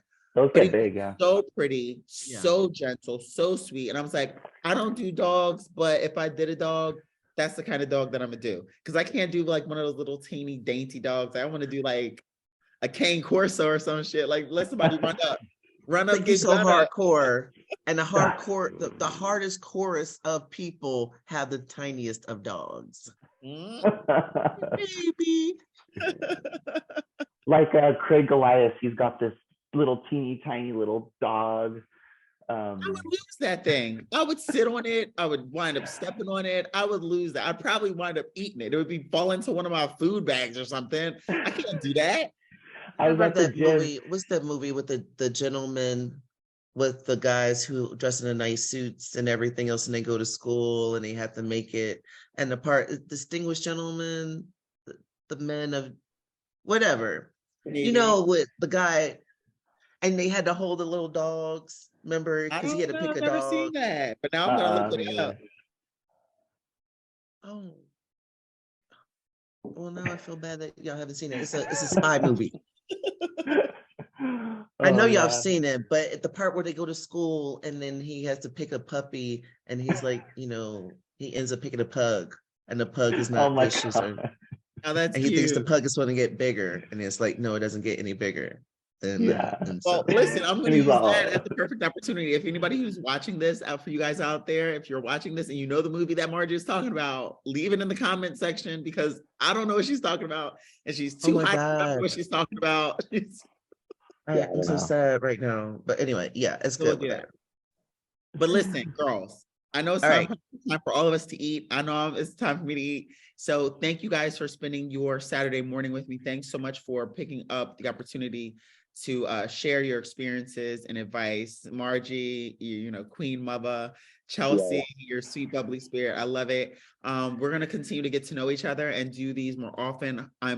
I really want to do these like weekly. So we'll just try to fit together a schedule. And if you guys aren't available and I have other people that I rotate in, I think that it's just going to give us an opportunity to get to know a lot of different competitors and work even better. Okay. And it'll bring us together, you know, we got to keep the camaraderie. That's right. All right. So for Women's Bodybuilding For Real, thanks so much, you guys.